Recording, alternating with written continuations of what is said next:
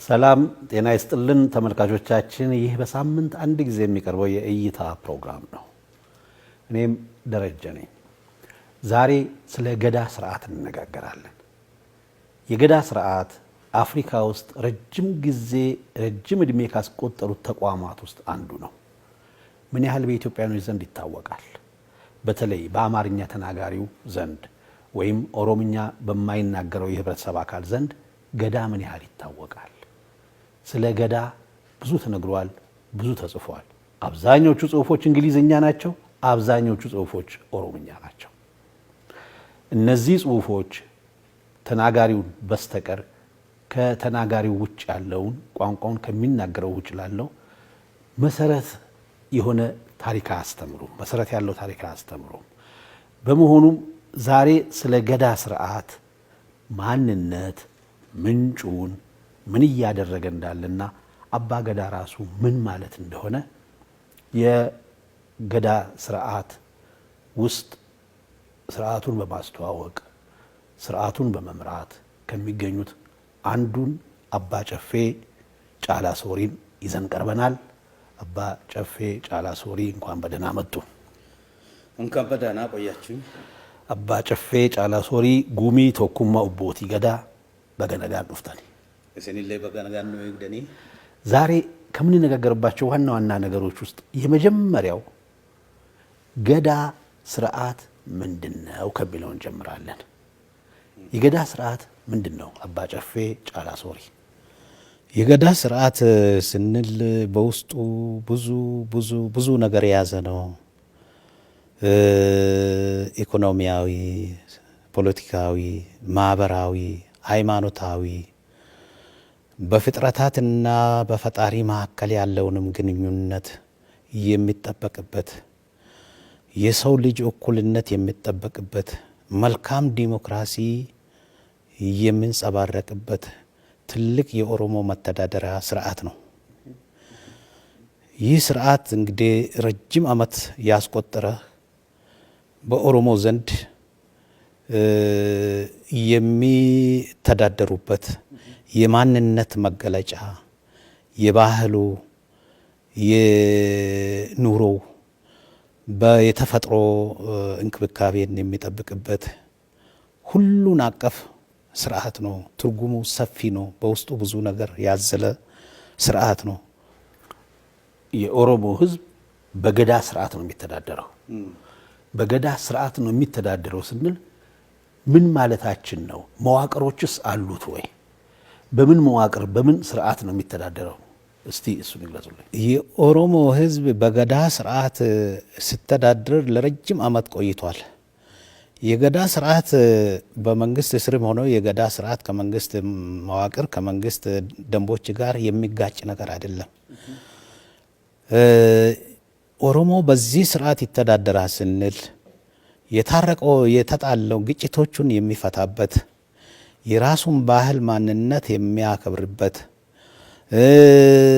በአገሪቷ ውስጥ ያለውን ማንኛውንም የተፈጥሮ እንክብካቤ የሚያደርግበት፣ በፈጣሪና በሰዎች መካከል ያለውን ግንኙነት እንዳይዛባ የሚጠብቅበት፣ የእግዚአብሔርን ቃል የሚጠብቅበት፣ እውነትን የሚጠብቅበት፣ ከአድሎ ነፃ የሆነ ፍርድ የሚያገኝበት፣ ጉቦና አድሎ የሌለበት፣ ሀብታምና ደሃን የሚለዩበት የሌለበት፣ ሀብታምና ደሃ እኩል የሚታይበት ስርዓት፣ ቆሞ እንደፈለገ በአባ ገዳዎች ስር ፊት ቆሞ እንደፈለገ ሀሳቡን የሚገልጽበት ሳይሸማቀቅ እንደ ማንኛውም አባ ገዳም የራሴ ሰው ነው፣ ልጁ ከሆነ እንደ ልጁ የማይ፣ የራሱ ህዝብ ከሆነ እንደ ራሱ ዘመድ እንደ ስጋ ዘመድ የሚያይበት፣ አድሎ የማያደርግ፣ በዛ ውስጥ በደሉንም አንዱ ሲጣላ የሚያስታርቅበት፣ የሚታረቁበት፣ ሰላምን የሚያወርዱበት፣ የሴቶችንም መብት የሚጠብቁበት፣ የልጆች አስተዳደግን ከስር ጀምሮ እየኮተኮቱ የሚያድጉበት ስርዓት ነው። ሃይማኖታዊም ነው ዓለማዊም ነው ባህሉንም ይጠብቃል የሰዎችን ስብዕናም ይጠብቃል ጥሩ ነው ማህበራዊ በተለይ አንድ አስገራሚ ነገር አለ ብዙ ጊዜ የሚጠቀስ የአንድ የአባገዳው እንግዲህ የገዳው መሪ እስቲ መጀመሪያ መዋቅሩን ለተመልካቾቻችን ይገልጹልን መዋቅሩ ምንድነው ከላይ ማን ነው ከስር ያሉት እነማን ናቸው መዋቅሩ በሁለት መልክ ልንገልጽ እንችላለን እሺ መዋቅሩ በአመራር ላይ ያለው እና ከአመራሩ በታች ያለውን ማዋቀር እንችላለን በአመራሩ ውስጥ ያሉት አባገዳ አለ ከአባገዳ በላይ ያለው መዋቅር የገዳ አባገዳ ተቆጣጣሪና መንገድ የሚያስዙ መዋቅር አለ ይሄም አባ ሙዳ አባ ቦኩ አባገዳ በሶስተኛ ደረጃ አለ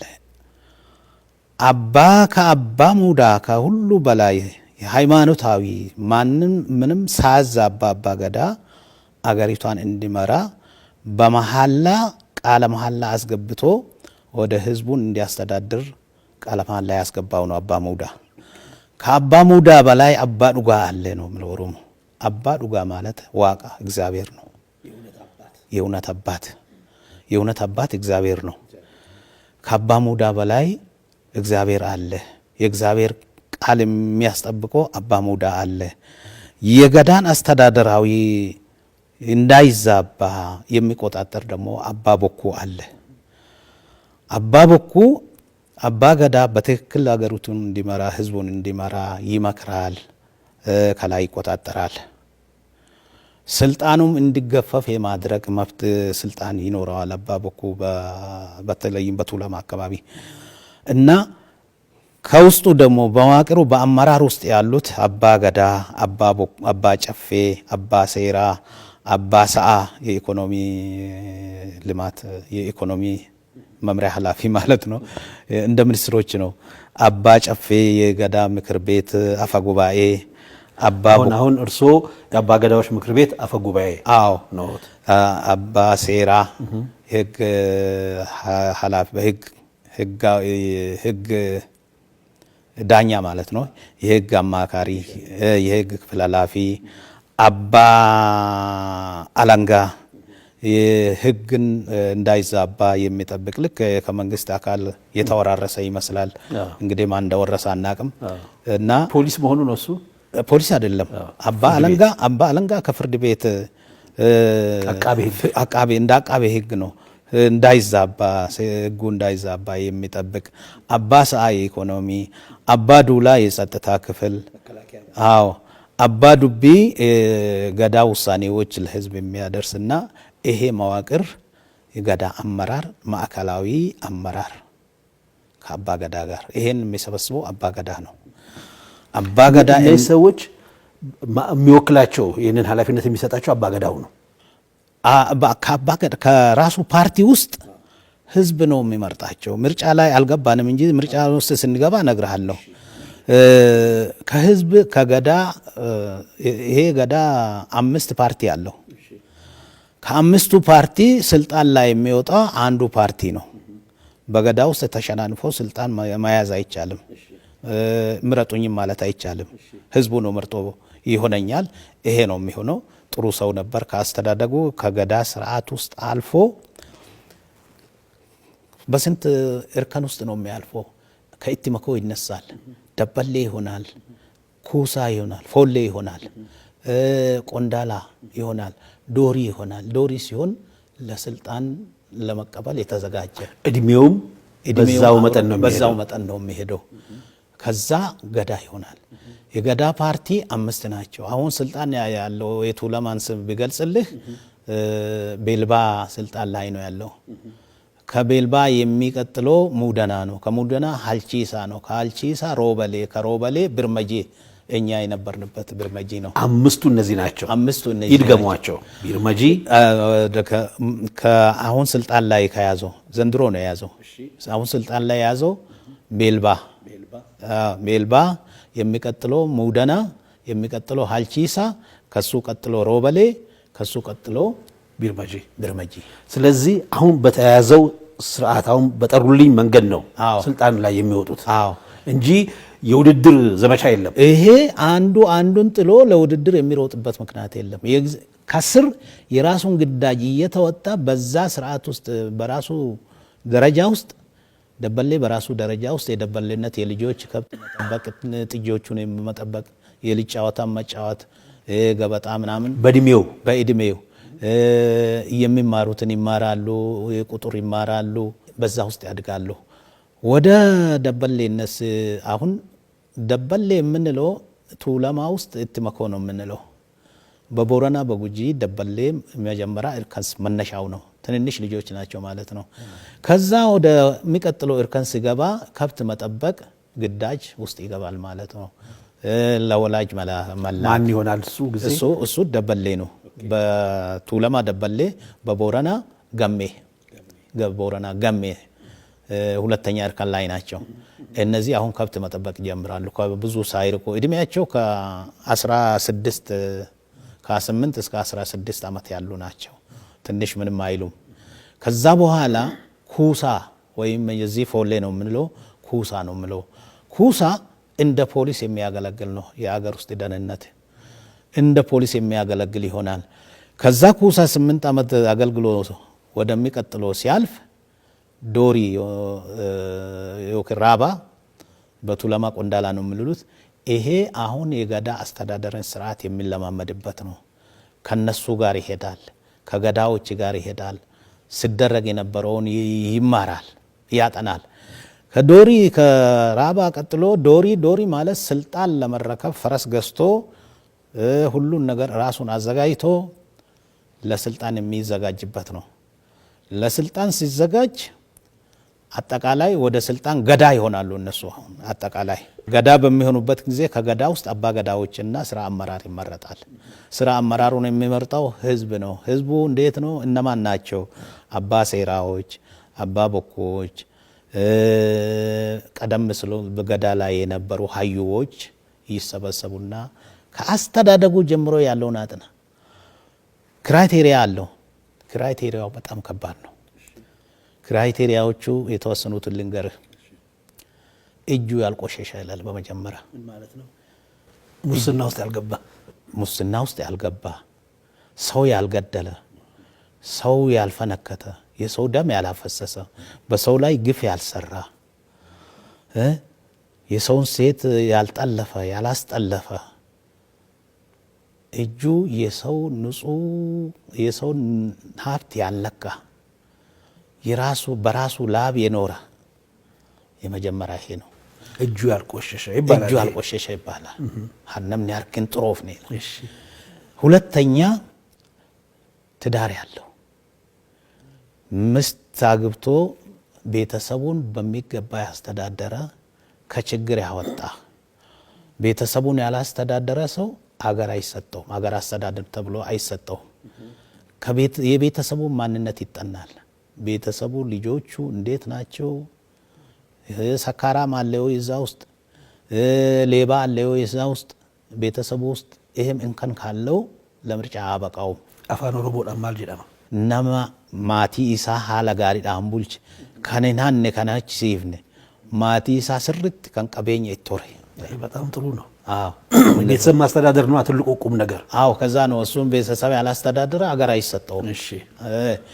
ሌላው ከአድሎ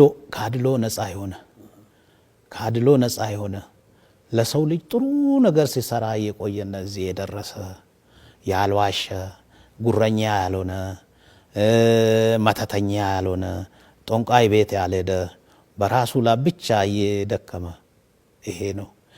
የሚቀጥለው ብዙ ነው ክራይቴሪያው። እነዚህ ሌላ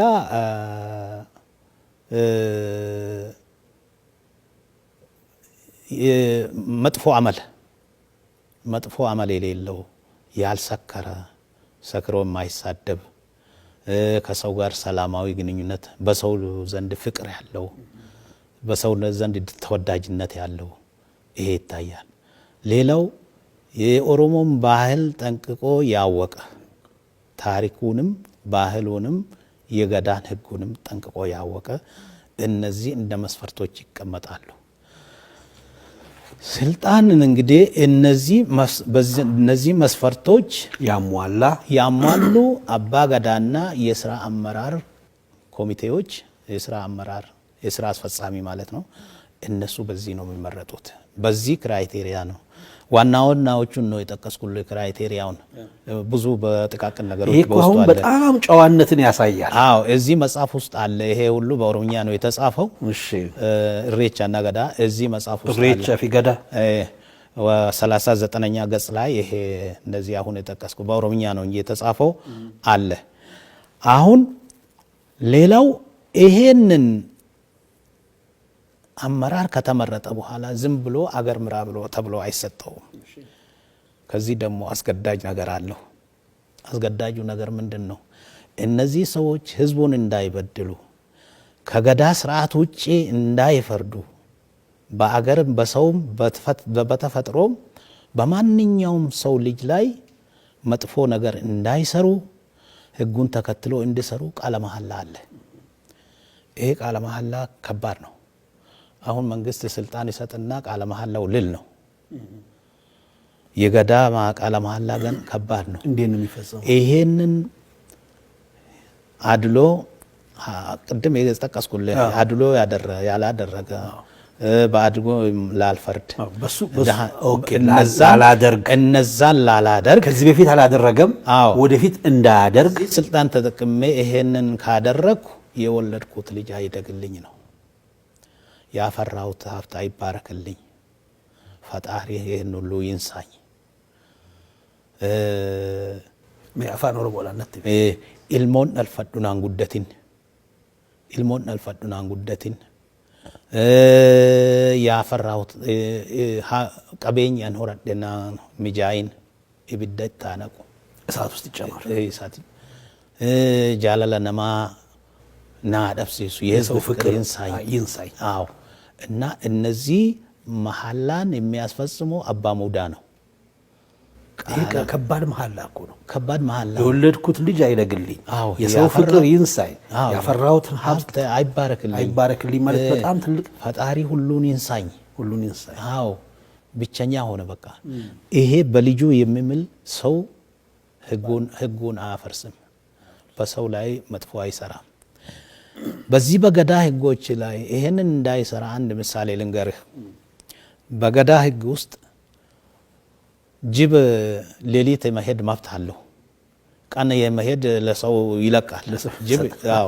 ጅብ ቀን አይሄድም፣ ሌሊት የራሱ ነው፣ መብቱ ነው፣ አትንኩት ይላል። ሌሊት ጅብ ሌሊት አድሮ ጠዋት ወደ ዋሻው እየሮጠ የሚሄደውን ጅብ አትግደል ይላል። የራሱን ጊዜ ጨርሶ ስለነጋበት ወደ ራሱ ቤት ነው የሚሮጠውና አትግደል ይላል። ይሄን ከገደልክ ጉማ ትከፍላለህ።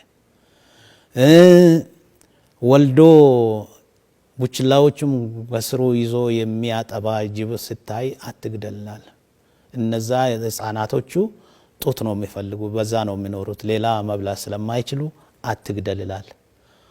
ውሃ እየጠጣ ያለውን አውሬ እንኳን አትግደል ይላል። ምክንያቱም ውሃ እየጠጣ ከእግዚአብሔር የሰጠውን አትንሳው ነው፣ እግዚአብሔር ሰጥቶታል። ይሄ እንግዲህ ለአውሬ ይሄን ያህል ህግ ያስቀመጠ ገዳ ለሰው ልጅ ደግሞ ከዚህ በላይ ያለውን ነው ያስቀመጠው። ምንም የሰው ልጅ መበደል አትችልም። የማንም ዘር ይሁን የማንም ብሔር ይሁን ሰው ከአውሬ ይበልጣል እኮ። እውነት ነው። ለአውሬ ይሄን ያህል ህግ የደነገገ ገዳ ለሰው ልጅ ደግሞ ከዚህ በላይ ነው። ወገኔ አይልም፣ ዘመዴ አይልም፣ በጥቅማ ጥቅም አይደለልም። በጥቅማ ጥቅም የእግዚአብሔርን ቃል ቢለውጥ እውነት ይንሳኝ፣ ይሄን ይንሳኝ ብሎ ነው የሚምለውና ይሄንን በመሐላ ነው የሚያስረው ገዳ።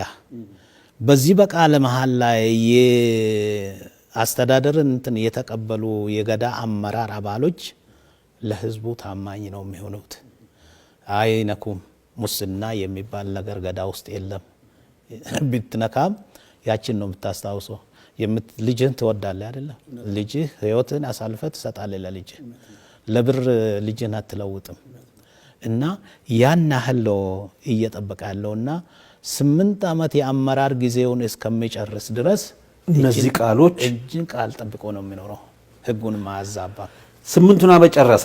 8 ጥሩ ሰው ነው፣ ጎበዝ ሰው ነው፣ ብርቱ ሰው ነው በተባለው ቀጠለ። ሌላ 8 አይጨመርም? አይጨምርም። ለምን? ቀጥሎ ያለው ተዘጋጅቷል እኮ ከኋላም ይመጣል። ከኋላ ያለው ተዘጋጅቷል፣ እሱም አይፈቅድለትም። ይሄም ህጉ 8 ዓመት አንድ ቀን እንኳን አታሳልፍ ይላል። ካሳለፍክ እርግማን ይሁንብህ ብሎታል። ኦኬ የስልጣን ዘመንን ካራዘምክ ከጊዜው ካሳለፍክ እርግማን ይሁንብህ፣ የህዝብ ፍቅር ይንሳ፣ ውርደት ለውርደት ያብቃ ብሎ መረግሞታል። መቼም ስልጣን ይጥማል፣ ስልጣን ይጥማል። አፍሪካ ውስጥ በዚህ ብዙዎች መሪዎች ይታወቃሉ። ለጥቂት ጊዜም ብለው ረጅም ዕድሜ የሚኖሩ ናቸው። እስከሚሞቱ ድረስ ይቆያሉ። ከስልጣን እስከሚወርዱ ተገፍትረው እስከሚወርዱ ድረስ ይቆያሉ። እነዚህ ሰዎች አፍሪካውያኖች ናቸው። ገዳም ቢሆን አፍሪካዊ ነው። ኦሮሞ የአፍሪካ አንዱ አካል ነው። በዛ ውስጥ በዛ ባህል ውስጥ ያደገ ሰው 8 ዓመት ሙሉ ትልቅ ስልጣን ላይ ኖሮ ሲያስከብር፣ ሲያከብር፣ ሲያዝ ምስል ኖሮ እንደው ለመልቀቅ አይቸገርም? እንደ አያጋጥምም? እንዲህ አይነት ነገር አያጋጥምም። ጥቅም የለውማ። እንዴት? ጉዳት እንጂ ጥቅም የለውም ማስተዳደሩ። አዎ ማስተዳደሩ። በዚህ ገዳ ዘመን እኮ በምታስተዳደርበት ጊዜ ትደሃያለህ። ራስን ሀብት አትቆጣጠርም። ቤተሰብን እንኳን ከችግር የምታወጣበት አይደለም። የሚከፈል የሚሰጥ ነገር የለም። በነፃ ነው የምታገለግለው። መቼ ይሄን ጨርሼ ወደ ራሴ ኑሮ ተመልሼ ልስራ ነው የምትለው። ስልጣን እኮ የምትጥመው ጨው ስኖራት ነው። የምትጣፍጥ የምትዘረፍ ነገር ከዛም አርገህ ከዘረፍክ፣ ህዝቡን ከገደልክ፣ ከስልጣን ከወረድኩ ይገሉኛል፣ ይበቀሉኛል ብለህ ስለምትሰጋ ስልጣንን አትለቅም። ይሄ ለህዝብ ጥቅም ብቻ ነው የቆመውና ቶሎ ያገኙት ጥቅም የለም። ምንም ጥቅም አይኖርም። ጉዳት ነው። ቶሎ በደረሰና ባስረከብኩ ነው። መልቀቁን ይፈልጋሉ። ስማቸውን ይዘው መልቀቁን ይፈልጋሉ። እንደተወደዱ ብርም እንኳን እንክፈል ቀጥል ቢባል አይሆንም። ምክንያቱም በህግ አስሮታል። አልፍም ያኛው ተዘጋጅቷል። አለበለዛ ግጭት ነው የሚፈጥረው። ያም እኮ 8 ዓመቷን ጠብቆ ወደ ስልጣን መምጣት እንጂ አሸንፌ ስልጣን ላይ ወጣለሁ አይልም። ገዳ ውስጥ ዲሞክራሲው እዚህ ላይ ነው ልዩን። ገና ከመድረሱ በፊት አመቱን ያውቀዋል። የዛሬ 8 ዓመት፣ የዛሬ 16 ዓመት፣ የዛሬ 24 ዓመት ብሎ ቆጥሮ ነው የሚመጣው። እንደሚደርስ ያውቀዋል። ተዘጋጅቶ ነው የሚመጣው። በአካል ይዘጋጃል፣ በአእምሮ ይዘጋጃል፣ በህብረተሰብ ስብዕና ይዘጋጃል። ሁሉን ገንብቶ ነው የሚመጣው እና እሱም ያን ያህል የበለጠ ካንተ የበለጠ አስተዳድራለሁ ብሎ ነው ቃል ሲቀበል። ሐማናኒ ቡልቼ ታሪ ይለዋል ሲረካከቡ። እኔ ያደረኩትን እኔ ያስተዳደርኩትን ያህል ታስተዳድራለህ ወይ? አዎ ህዝቡን አንድ ታረጋለህ ወይ? አዳህን ኤግዳይ ባህሉን ትጠብቃለህ ወይ? ህዝቡን ትጠብቃለህ ወይ? ነገኘ ብያይን ኤግዳይ ነገኘ ሐዋሳ ኤግዳ የሀገሪቱን ሰላም ትጠብቃለህ ወይ? አዎ ጠብቃለህ ወይ? ሰላምን ታመጣለህ ወይ? አዲስ ነገር ታመጣለህ ወይ ብሎ ቃል ገብቶ ይመጣል። ቃል ገብቶ ይጣየቃሉ። ራሱ ስልጣን ሲረካከቡ የበለጠ ለማድረግ ሞክራለሁ፣ ካንተ ዘመን የበለጠ ለመሞከር አደርጋለሁ፣ የበለጠ ለመስራት ሞክራለሁ ብሎ ነው ቃል የሚገባው። ከቃል ለመሐላም ውጪ ካለ አባ ገዳ እንግዲህ ሆዱ ብዬ ቡልች ስትከነ አርዳ ጅላ ስትከነ ለፋ አዳ ስትከነ የባህላ ቦታ ሰጥቻለሁ፣ የህዝቡን ባህል ሰጥቻለሁ፣ የገዳ ስልጣን ሰጥቻለሁ፣ ሁሉን ጠብቅ፣ አገሬን ጠብቅ ሰጥቻለሁ ይላል። ሌላው ይሄን ሁሉ ህግ ይሄን ሁሉ እምነት የሚያስረው እግዚአብሔር ነው። ዋቄ ፈታ ጀለማ አፋን ኦሮሞ እንዴት ነው? ምን ማለት ነው? በደንብ ያስረዱን። አዎ ዋቄ ፈታ ኦሮሞ ብዙውን ጊዜ የኦሮሞ ዋቅፈና የምንለው በገዳ ውስጥ ፈጣሪ ለሰው ልጅ የሰጠውን እዛ ስልጣን ውስጥ አትገባም። እግዚአብሔር አይታይም። ወንመ ኢኒኑ ጎዱም ቤግና ይላል። እግዚአብሔርን አናይም፣ እሱ በሚያደርግልን ነገር ነው የምናውቀው። እኔ ጋም አለ በሰላም ውዬ እንድገባ ያደርገኛል። አንተ ጋም አለ፣ አንተም ወደ ቤት በሰላም እንድትገባ ያደርጋል። ኃጢአት ከሰራ ግፍ ከሰራ ወይ መኪና ያዝብሃል፣ ወይ የሆነ ጅብ ይበላል፣ ወይ እንቅፋት መጥቶ ትሞታል። እግዚአብሔርን ጠብቅላል እና ለእግዚአብሔር የተወሰነ የጸሎት ቦታ አይደለም ኦሮሞ ያለው። አንድ የሚለምንበት የእሬቻ አንዱ ምልክት ነው። ጋራና ሐይቆች፣ ወንዞች አካባቢ እርጥብና ከፍ ያለው ቦታ ላይ ነው ብዙውን ጊዜ የፈጣሪ ልመና የሚያካሄድበት። የእሬቻ ይሄ የዋቄፈና ስርዓት ኤባ ይባላል። ኤባ ይሄ ኤባ አሳታፊ ነው። እሺ ማንንም ሃይማኖት ውስጥ ያለውን ሰው ያሳትፋል። እሬቻ አሁን ሃይማኖቱንም ባህላዊ የኦሮሞ ዋቄፈናንም በስርዓት ከውስጡ የያዘ ነው። ወደ እሱ አንገባም እንጂ በኋላ መጣበታለሁ። ኤባ ምርቃት በሚሰጥበት ጊዜ ኦርቶዶክስም መጥቶ ቢመርቅ ኤባ ነው፣ ምርቃት ነው። ሙስሊምም ቢመርቅ ምርቃት ነው። ዋቄፈታም ቢመርቅ ምርቃት ነው። ምርቃት ሁሉም ለእግዚአብሔር አንድ ነው። አንድ እግዚአብሔርን ስም ነው የሚጠሩ። ተደርጓል፣ ሲደረግም አይቻለሁ። ኦሮሞ በኢትዮጵያ ውስጥ ብዙውን የህዝብ ህብረተሰብ አካል ስለሚይዝ ኦርቶዶክስም አለው፣ ፕሮቴስታንትም አለው፣ ካቶሊክም አለው፣ ሙስሊምም አለው። ሁሉም እዛ ላይ ይገናኛሉ። ሁሉም ኤባ ላይ አንድ ናቸው። ባህሉ ነው፣ ማንነቱ ነው። ሁሉም ኤባ ላይ ቶክቸ መቃ ዲባ ሌሞ ጋራ ተሊላ ይላል። እግዚአብሔር አንድ ነው፣ ስሙ ግን ብዙ ነው። በአማርኛ እግዚአብሔር እንላለን፣ በኦሮምኛ ዋቃ እንላለን፣ በእንግሊዝኛም አንተ ትነግረናለህ ጎድ፣ በራሽያንኛም ቦግ እና ብዙ ነው ስሙ። እሱ ግን አንድ ነው። ቶክቻ መቃ ዲባ ሌሞ ገራ ተሊላ፣ ንጹህ ልብ ያለው አምላክ ሆይ ነው። ሌላው በኦሮምኛ አንድ አባባል አለ፣ ኢናባሪን ይላል፣ አትርገም። እሱን እስቲ መርገም ክልክል ነው። መርገም ክልክል ነው። መርገም ከባሰብህ ህዝብን የሚጎዳብህና በጣም እንደው ፈጣሪን ለምነ ሲያቅተው ትረግማለህ። ምንድነው እሱ የሚሆነው? እርግማኑ ያዋቅ ከነመ ኪየሚዴ ከነ ነራ በሌስ መጀመሪያ ነራ ቀብ ይላል። ያዝልኝ ያዝልኝ ቶላነት ቀብ ሀማ ነራ ቀብ ደጉን ወደኔ ያምጣልኝ ክፉን ወደዛ ያዝልኝ ነው። ይሄ በዚህ ብሎ ካቃተው ህዝቡን እየጎዳ ካለ እርግማኑን ይለቃል። እርግማኑ ይደርሳል፣ ይረግማል በጣም ዋቀዩ ነራ በሌስ ማሎ ከነሚዳ ጅሩ ከነ ከነከዝነ ቶልቻ ጅሩ ከንሰበኮ አጄሱ ከሰበኮ ሚዱ ከኡመተ በሌሱ ከኡመተ ወልት ነቁ ወልፍጭሲሱ ከን ሰይጣና ተኤ ብየ ጅዱ ደሜ ነጋኑ ዶው ሰላም ከለክየ ነጋ ዳብዴ ዱበርቲ ነጋነ ዳብዴ ያው ልጆች ህፃናት ሰላም አጡ፣ የሴቶች ሰላም አጡ፣ ሀገር ሰላም አጣ። ይሄን ሰላም ያሳጣንን ሰይጣን አጥፋልኝ። ሰይጣኑ ነው የሚጠፋው። ሰይጣኑም ሰውም ሰይጣን ነው። አንዳንድ ጊዜ እንደዚህ የሚያደርግ ሰውም አለ፣ እሱም ሰይጣን ነው። እሱንም ጭምር ነው። አብሮ ይወገድ። አዎ ምን ይደረጋል? ጥሩ ነገር የማይሰራ ከሆነ ሁልጊዜ ክፋት፣ ሁልጊዜ ደም የሚጠማው ከሆነ ዋቀዮ ነራ በሌስ እግዚአብሔር ይሄንን አጥፋልኝ፣ ምን ነው እየለመንኩ ዝም ትለኛል? አትሰማኝም ወይ? ምን ነው ብሎ ምርር ብሎ ነው ይሄንን እንትኑን በሚልበት ጊዜ እያዘነ ነው የሚረግመው። ወደ እሱ ጋር እንደገና ተመልሼ እመጣለሁ። ግን አንድ ነገር ማስታወስ ፈልጋለሁ። ለብዙ የአፍሪካ መሪዎች የዚህ የአባ ገዳ ሲስተም ስርዓቱ 8 ዓመት ቆይቶ እንዴት እንደሚለቀቅ ማስተማሪያም ሊሆን ይችላል። በሁለት ነገር የአፍሪካ መሪዎችን በተለይ ስልጣን ላይ ከወጡ መውረድ የሚያንገበግባቸው የአፍሪካ መሪዎች በብዛት አሉ። ሌላም ውስጥ ነበሩ፣ ሌላም አውሮፓ ውስጥ ነበሩ። አሁን አፍሪካ ውስጥ ነው እየበረታ የመጣው። ለነዚህ መሪዎች ከስርዓቱ የተወሰነውን መስጠት ወይም ጥቅም መከልከል ነው።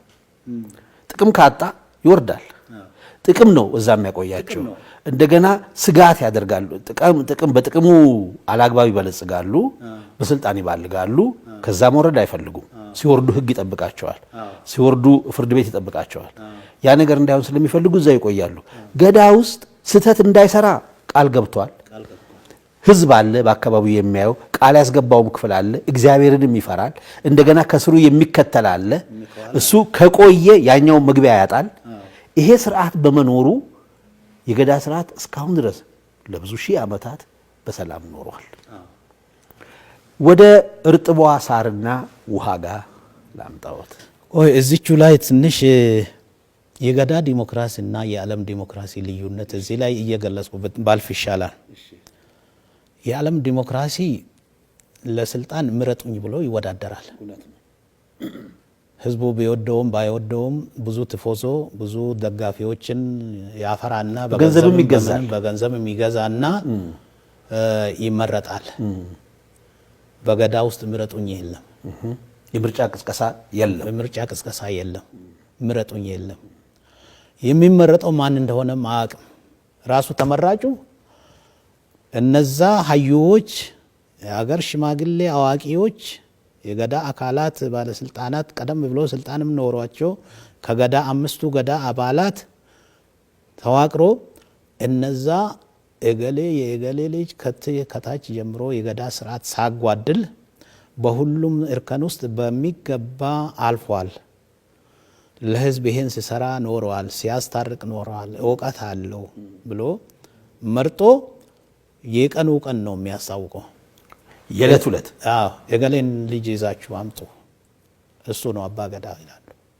ስትከንና ብየቡልችታ ብሎ ነው የሚጠየቀው። ይሄንን እንሰጣለን መስጠትና ከኑፊ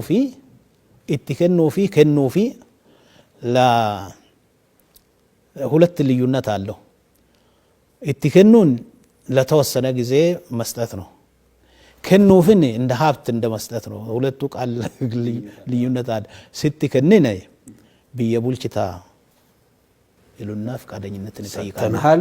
ሀገር ታስተዳድራለህ፣ በአንተ ላይ አድርገናል፣ በግድ ትወስዳለህ፣ ያስወስዳሉ። እንደዛ ተመርጦ ነው የመጣው፣ በግድ ይረከባል።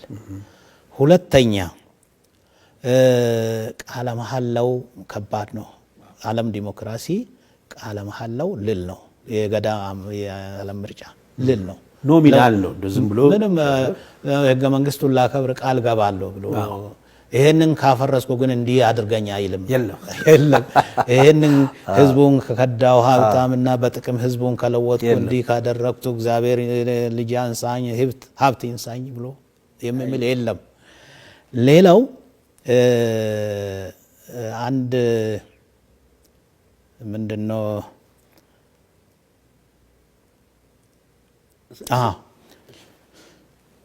በድምጽ ብልጫ አንድ ነገር ሁለት በድምጽ ብልጫ አይወሰንም። ገዳ ውስጥ ሁለት ወገን ተከራክሮ ሳይግባባ ሲቀር በጣት መሸናነፍ የለም። ለምን? ብዙሃኑ አነስተኛ ለብዙሃኑ መገዛት አለበት ይላል የዓለም ዲሞክራሲ። እና ይሄ ነው እንግዲህ ዲሞክራሲ። ያ 49ኙ ድምፅ ሳያምንበት ለ51ዱ ተገዛ ማለት ነው። 51ዱ ውሸታሞች እዛ ውስጥ ሞልቶ ሊሆን ይችላል። ወንጀለኞች እዛ ውስጥ ተደጋግፎ በድምፅ ብልጫ አሸንፎ ሊሆን ይችላል። 49ኙ እውነት የያዙ ሰዎች ሊኖሩ ይችላል። ስለዚህ ይሄ ውሎ አድሮ አንጃ ይፈጥራል። በገዳ ውስጥ አንጃ እንዳይፈጠር እንዲህ አይነት የሀሳብ ልዩነት ከመጣ ረጅም ጊዜ ወስዶ ተመካክሮበት ወደ አንድ ያመጣዋል። ወደ ሀዩ ይመለሳል። ወደ ሀዩዎች የሚሳተፉበት ሽማግሌዎች ይሄን ብናደርግ ይሄ በዚህ ጉዳት አለው ብሎ ወደ አንድ ድምፅ ያመጣዋል። ስለዚህ አንድ ጉዳይ ጠረጴዛ ላይ ቀርቦ ሁለት ክፍሎች ይከራከሩበታል። ከዛ በኋላ ልዩነቱን በድምፅ ከመወሰን ይልቅ ልዩነት ካለ ያ ልዩነት እንዲጠብ ወደ ሀገር ሽማግሌዎችና ወደ አዋቂዎች ዘንድ እንደገና እንዲመከርበት ይሄዳል። ተመልሶ ይመጣል። በዛ ጉባኤው ራሱ ረጅም ጊዜ ተቀምጦ ይፋጭበታል። ለምሳሌ እኛ አሁን የገዳ ቱለማ ምርጫ ላይ ምሳሌ በተጨባጭ ልግለጽልህ። 9 ጊዜ ተቀምጠናል። 9 ስብሰባ አባ ገዳን ለመምረጥ ብዙ ያልተግባቡበት ነገር ነበር። የመረጡት አንዱ አይሆንም እንዲህ አይነት ችግር አለበት ሲባል ሌሎቹ ደግሞ ከዘመኑ ፖለቲካ ጋር ቀላቅሎ ምረጡኝ እኔ መመረጥ አለብኝ የሚል ሁኔታዎች መጡ። ያንን ለማስቀረት 9 ጊዜ ተቀምጠን በ9ኛ ላይ አንድ ሰው እንዲወጣ አደረጉ። ያን ሰው በድምፅ የሚቃወምም አልነበረም እና በዛ አይነት ወጣ። ከወጣ በኋላ አመሉ እንግዲህ ተደብቆ ይቆያል። ምን እንደሚሆን ወደፊት ነው የምናየው። ግን በዛ አይነት ረጅም ጊዜ ተወስዶ ይዋዩበታልና አንድ ነው የሚያመጡትና ዲሞክራሲ የገዳ ዲሞክራሲ ለዚህ ነው የማይወርቀው። ለዚህ ነው በገዳ ውስጥ አንጃ የማይፈጠረው። ግን አሁን ፖለቲካ እየገባች ትንሽ እየነካካችን ነው። አዎ ያው ነው የምዕራብ ተጽዕኖ እየመጣ ነው። አዎ የምዕራቡም የምስራቁም ተጽዕኖ ይመጣና ላው ላይ ሲገባ ሰዎች ናቸውና የመፈታት ነገር ይኖራል። አንድ ነገር መኖሪያው የት ነው? የዋናው አባገዳው ከተመረጠ በኋላ የት ነው የሚኖረው? አባገዳ ቤቱ ነው የሚኖረው። ምንም መኖሪያ የለ፣ ለብቻው ቤተ መንግስት አይገባም። ጥበቃ ክብር ዘበኛ አይቆምለትም። ተሽከርካሪ አይቀርብለትም። ሴኩሪቲ አይደረግለትም። ስለዚህ ህዝብ ውስጥ ነው ያለው። ህዝብ ውስጥ ነው ያለው። ተደብቆ የቆየ የሚባል ነገር አይቆይም። ውስጡ ካለ ይገኛል። እለቱ ነው ህዝብ ውስጥ ነው የሚውለው። መሪዎቹ እኮ ቤተ መንግስት ነው የሚገቡት። አይ ይሄ ቤተ መንግስቱ ህዝብ መካከል ነው። ህዝብ መካከል ነው ያለው። አዎ ህዝብ መካከል ነው የሱ ቤተ መንግስት። ውሎውም ህዝብ መካከል ነው። ማታ ሚስቱ ጋር ገብቶ ነው የሚያድረው። ቀን የተቸገረበትን ከሚስቱ ጋር ሌሊት ሲመካከሩ ያድራል። እንዲህ አይነት ገጥሞኛል ምን ትመክርኛለሽ ብሎ እሷም አደገዳ ናት እና በሴቶች ላይ ያልገለጽኩልኝ ነገር ነበረ። ሴቶች ባል እስከሚያገቡ ድረስ የአባታቸውን ፓርቲ ውስጥ ነው የሚቆዩት። ባል ካገቡ በኋላ የባልን ፓርቲ ይቀላቀላሉ። ባሏ አባገዳ ከሆነ እሷም አደገዳ ናት። ባሏ ዶሪ ከሆነ እሷም ዶሪ ናት። በባሏ ትሄዳለች። ባሏ ያለውን ስልጣን ነው እንደ ፈረንጅ ስም። አዎ የባሏን ትወስዳለች። የባሏን ስለዚህ ወደ ባሏ ትሄዳለች። እስከዛ ድረስ ግን በአባቷ ስር ነው። በአባቷ ነው። የወንድ የበላይነትን አያሳይም ይሄ ነገር። የወንድ የበላይነትን አያሳይም። እንዴት? የት አለ? ራሱ እኮ የበላይነት የሚባለው ነገር የለም በገዳ ውስጥ። ጥቅምም የለውም። የበላይነት የለውም። ለሰው ልጅ ሁሉ ለአውሬ ቅድም ነግሬያለሁ።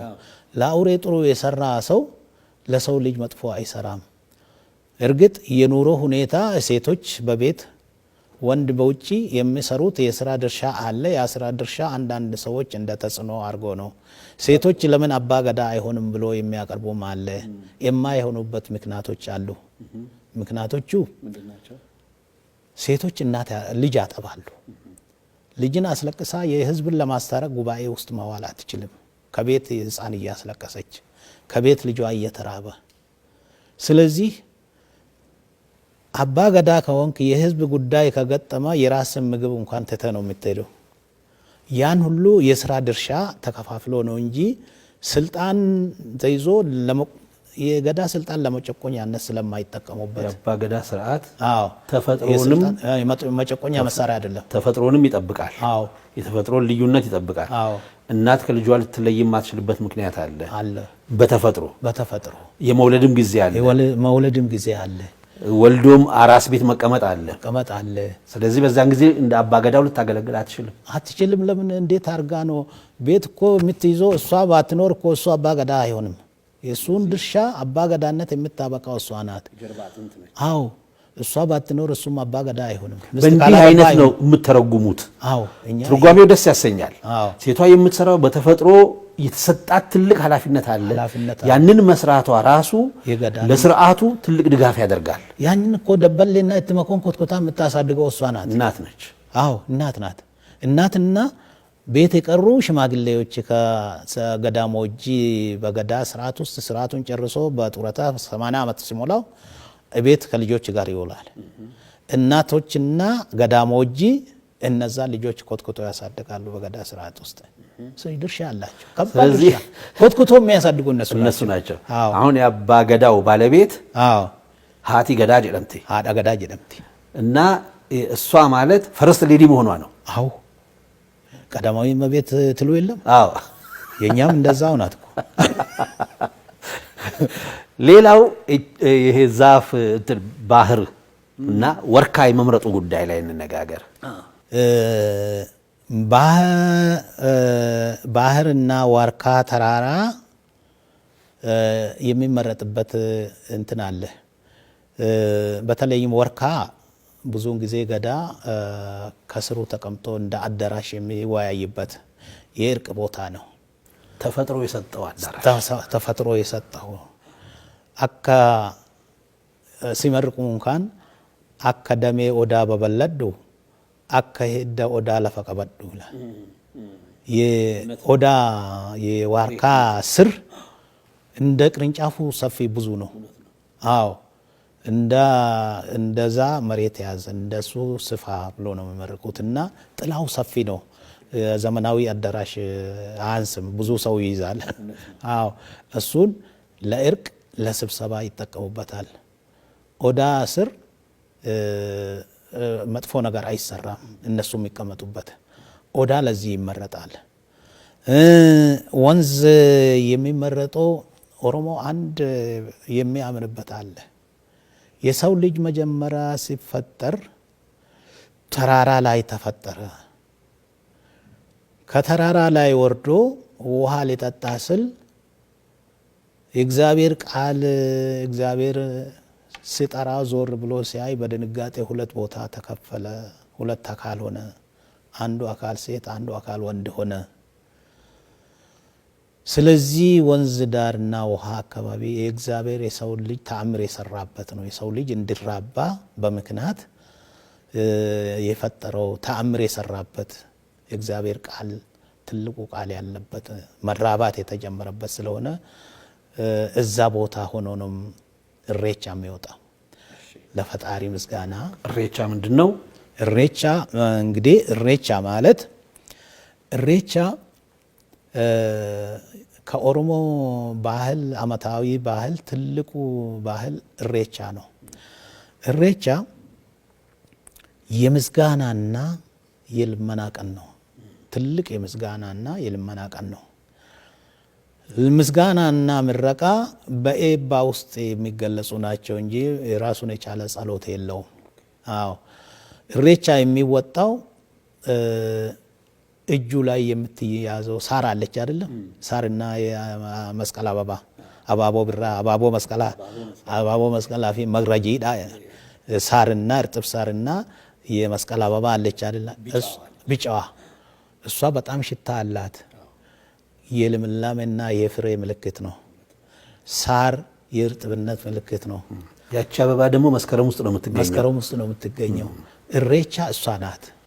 እሷን ይዞ ወደ ፈጣሪ ልመናና ምስጋና የሚያቀርቡ ይሄንን ለምላሜ የሰጠህን ይሄንን ፍሬ የሚያፈራ አበባ የሰጠን አምላክ ሆይ ለዛሬ አድርሰናል፣ ለወደፊቱም ደግሞ አንተ ጠብቀን የሚሉበት ቀን ነው።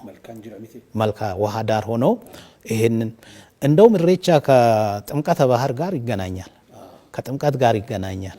አሁን ያቺን ሳር ውሃ ጋር ወደ እሬፈና ስትሄድ ወደ ወንዝ ምርቃቱን ጨርሰ ወደ ውሃ ስትሄድ ውሃ ነክረህ ህዝቡንም ትረጫለ። አባ ገዳ አባ መልካ አለ እዚህ ላይ ህዝቡን ይረጫል፣ ራሱም ይረጫል። እርጥብ አርገን እርጥብ አትንሳን፣ ይሄ አንተ መስዋዕትነት ነው። እሬቻ ራሱ ያሳርና እንትን ለፈጣሪ መስዋዕትን የሚከፍሉት ነገር ነው። ሌላ ነገር የለም። ይሄው ነው እሱ የሰጠን ዋን ዋቅኒ ኑ ከነን ኡመማ ቀበኔ ኡማ ከደና የፈጠረልንን ይዘን ፈጣሪን እንለምናለን ነው የሚሉት። የፈጠረልን ያሳር ነው፣ የፈጠረን ፈጣሪ ነው። እሱን ነው የምንለምነው። እንደዛ ላለፈው ምስጋና ይድረስ፣ ለወደፊትም ልመና ነው። አድርሰን ሰላም አድርገን ነው። እሬቻ ይሄ ነው እንግዲህ። እሬቻ ውስጥ ምን ይንጸባረቃል? እሱ ላይ ልመጣ ነው። እሬቻ አሁን እንደሚሉት ለምለም ሳር ባህር ዳር ሆኖ ላለፈው ለማመስገን ለሚመጣው ለመለመን ነው። ግን የተቀላቀሉ ነገሮች አሉ። ከየት እንደመጡ የማይታወቁ መጤ ነገሮች እሬቻ ውስጥ ይታያሉ። እስቲ እነዛን ነገሮች እኔ ሳልናገር ራሱ ይናገር። አዎ ይሄ እውነት ነው። እሬቻ ሰዎች ከዛ በመነሳት ሰዎች ለእሬቻ መጥፎ ስም ሲሰጡት ቆይቷል። እዛ ላይ የሚከናወኑ የኦሮሞን ባህል የሚገልጹ ድርጊቶች ነበሩ። ኦሮሞ ወደ እሬቻ ወደ ወንዝ ሲሄድ ሆራ ውስጥ ያለውን ሰይጣን ሊለምኑ ሄዱ ይላሉ። ሰይጣን እስቲ ተመልከት፣ ሰዎች ጅኒ ይዟቸው ሲያብዱ በአንድ ጣሳ ውሃ የሚለቅ እንዴት እዛ ባህር ውስጥ ይተኛል? እና ኦሮሞ ይሄንን አያምንም። ሰይጣን ባህር ውስጥ የለም፣ ባህር ንጹህ ነው። ኢየሱስ ክርስቶስም የተጠመቀበት ውሃ ውስጥ ነው። ውሃን የንጽህና ቦታ ነው። ስለዚህ ይሄንን ስም ያሰጡት የተለያዩ ድርጊቶች አሉ። እኔ ይሄንን ለማጥናት 1-4 ዓመት እዛ ላይ ተቀምጬ የሚያደርጉትን ሁሉ በውስጣቸው ተቀምጬ ጥናት አድርጌያለሁ። በዚህ ጥናት እንትኑ እዚህ ውስጥ የተካተተ ነው። በግ ያርዱና ጭንቅላቱን ፌስታል ውስጥ አድርጎ ጆሮን ውስጥ ጠጠር ጨምሮ ጠጠር ጨምሮ አስሮ በፌስታል አድርጎ ጠቅልሎ በባህር ውስጥ ይጥላሉ። ይሄ ጥንቆላ ነው፣ ማንም የማያደርገው። ይሄን እንዴት አገኛችሁ ብትል እኔ ጥናት በማደርግበት ጊዜ ዋናተኞች ልጆች አሉ፣ ሰው ወደ ባህር የሚጥለውን መውሰድ የለመዱ። የተለመደ ነገር ነው። የደብረ ዘይት ልጆች እዛ አካባቢ የዋኙ ይጠብቃሉ፣ ሲወረወር ይዘው ይሄዳሉ። የፈረንጅ አረቄም ይወስዳሉ፣ ብዙ ነገር ይጣላል። ያንን ሄዶ ገንዘብ ነው ብሎ ገንዘብ ጠቅልሎ ነው ብሎ ያንን ሄዶ አውጥቶ ፈቶ ሲያዩት ጆሮውንም ሲፈቱ ገንዘብ እዚህ ውስጥ አለ ብሎ ሲፈቱት የበጭቅላ ወነው ጠጠር ነው፣ ምንም የለም። እሱን ይጥሉና ሌላ ፍለጋ ይሄዳሉ። ጥቁሮች ዶሮ እዛ መሃል ወንዝ ዳር ተጥሎ ይገኛሉ። ጥቁር ዶሮዎች በየአመቱ ኢሬቻ ሲደርስ ይሄ የሚደረግ። ሌላ ደግሞ ከበሮ ይዞ እዛ የኢሬቻን ቀን ጠብቆ የሚዘይሩ አሉ። ይሄ ማን ነው የሚያደርጉት? ባለውቃቢዎች አሉ፣ የኦሮሞ ባለውቃቢዎች። ይሄንን ታደርጋላችሁ፣ ይሄ እናንተ ድርጊት ነው ብለንም ጠይቀናል። እኛ እኮ ገልማ አለን ቤታችን፣ በዛ ውስጥ ነው የእንትናችን ስነ ስርዓት የምናደርገው እንጂ ወንዝ ውስጥ ከበሮ ይዘን አንሄድም። የነሱም ድርጊት አይደለም፣ የኦሮሞን ድርጊት አይደለም። የተለያዩ ሰዎች ከጥንቆላ ጋር የተያያዙ ከጥንቆላ ያመጡትን ነገሮች እዛ ላይ ይፈጽማሉ። ባህር ላይ ሽቶ ያርከፈክፋሉ። እግዚአብሔር በሽቶ ይለመናል? አይለመንም። ያርከፈክፋሉ። ከረሜላ ይጥላሉ። እግዚአብሔር ልጅ ሆኖ ወንዝ ውስጥ ከረሜላ ይበላል? ከረሜላ አይበላም እግዚአብሔር። እንዴ እዛ ውስጥ ይጥላሉ። ይሄ ሁሉ የኢሬቻን ስም አጥፍቶታል። አንድ ጊዜ ደም የሚቀቡ ይሄ ፈርስ የሚቀቡ አሉ። ይዘየራል፣ ይጮሃል፣ ቡናው ይፈላል። ሌላ አይነት መልክ ይይዛል። እና ከሚዘይሩት አንዱ ከበሮ ይዞ ግሩፕ ፈጥሮ ከበሮ ይዞ እዛ ከበሮ ሲመቱ እሱ እያለ ከሚዘምሮ እንትን ስንኙን ልበል በላው በጫማ በላው በእግር አባሮ ገዳ እዳመራ ሱርየ አባሮ ገዳ እዳመናው ስር የሚቀበለው እዳመናው ስር አባሮ ገዳ እዳመናው ስር ዝየራ ነው። እና ድቤ እየመታ ይሄን ይዘይራል። ይሄ ጦር ሜዳ የሚፎከር ነገር ነው። እስቲ እግዚአብሔር ያሳይ። እግዚአብሔር አባርና ግደል ብሎ ይለመናል እንዴ? አይለመንም።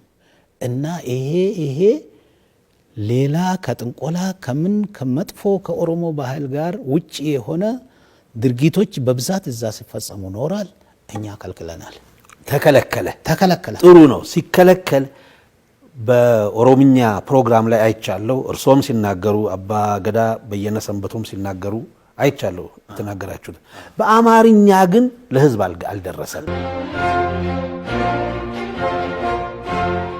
ተመልካቾቻችን በሚቀጥለው ሮብ ሁለተኛውን ክፍል ይዘን እንቀርባለን።